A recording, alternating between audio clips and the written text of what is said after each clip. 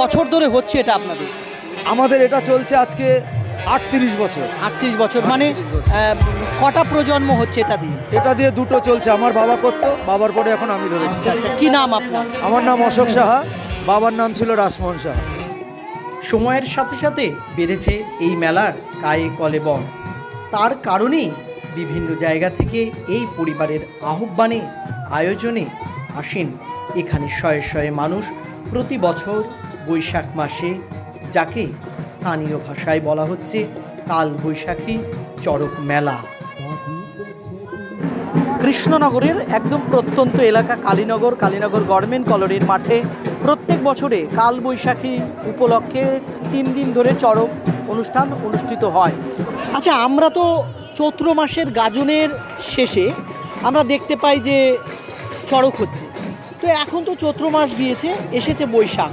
তো বৈশাখে মানে যেটা কাল বৈশাখী বলছে, এই কাল বৈশাখীতে চড়ক ঠিক কোন ধর্ম আচার থেকে? এটা আজ থেকে বহু বছর আগে, যখন পাণ্ডব বংশ ছিল বা কুরু বংশ ছিল, সেই সময় রাজা যুধিষ্ঠির এই পুজোটা করেছিল। সত্যবাদী যুধিষ্ঠিরের বৈশাখ মাসে শিব উপাসনার যে নিয়ম রীতি, সেই নিয়ম রীতিকে অনুসরণ করেই এই কালবৈশাখী চড়ক মেলা এনারা আয়োজন করেন।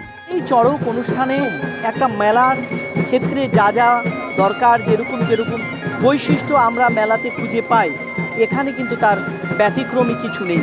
কিন্তু তবুও অনেক ব্যতিক্রমী ঘটনাগুলো আছে।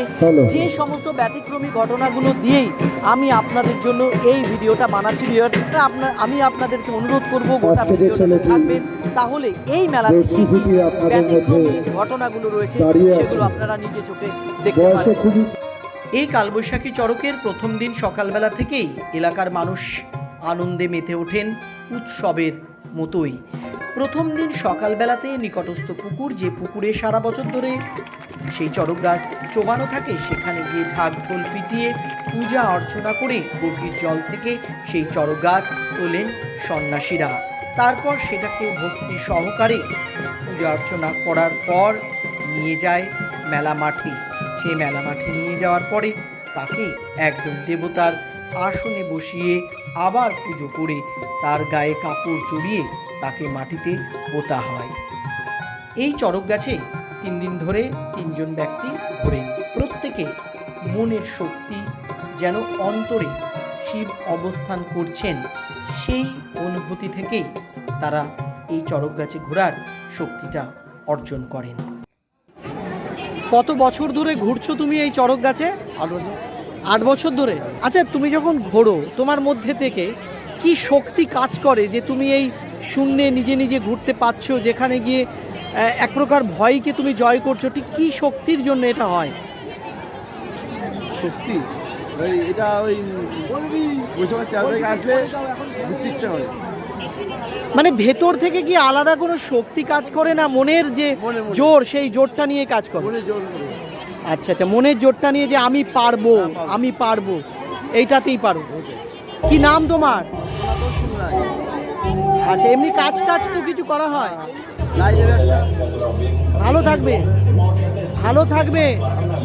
গাজনের খুদের সন্ন্যাসীরাও পিছিয়ে থাকে না, তারাও তাদের মতো করে শক্তির প্রদর্শন দেখায়।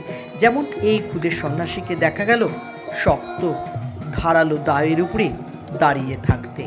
2-1 খুদের সন্ন্যাসী শিব শক্তি প্রদর্শনের জন্য কোমরে দড়ি বেঁধে ঘুরল সেই চড়কের দড়িতে, সত্যি করেই যেগুলো কিন্তু এক প্রকার গায়ের লোম খাড়া দেওয়ার মতোই। এই যে দেখতে পাচ্ছেন, পিঠে বর্ষি নেই, কোমরে দড়ি বেঁধে ঘুরছে, তাদের জেদ তারা ঘুরবে। খুব স্বাভাবিকভাবেই আগামী দিনে এদেরকেই দেখা যাবে পিঠে বর্ষি বিধিয়ে এই চড়কের দড়িতে চরকি আকারে ঘুরছে।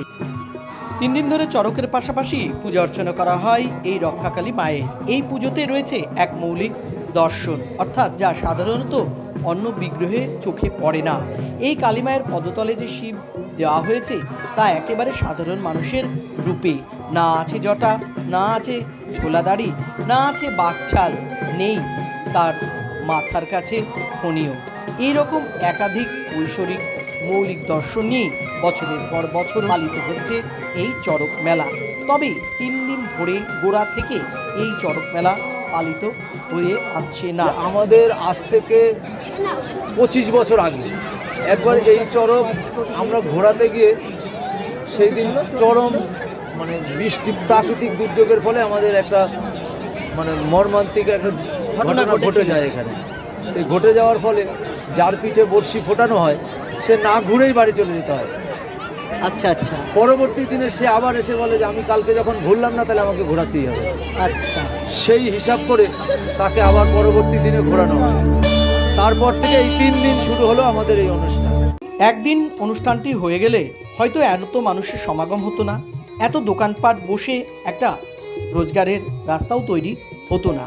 তাই বলা যেতে পারে দুর্ঘটনা আজকে সুঘটনায় পরিণত হয়েছে, কারণ অনুষ্ঠান সেই দুর্ঘটনার জন্যই বর্ধিত হয়েছিল 2 দিন।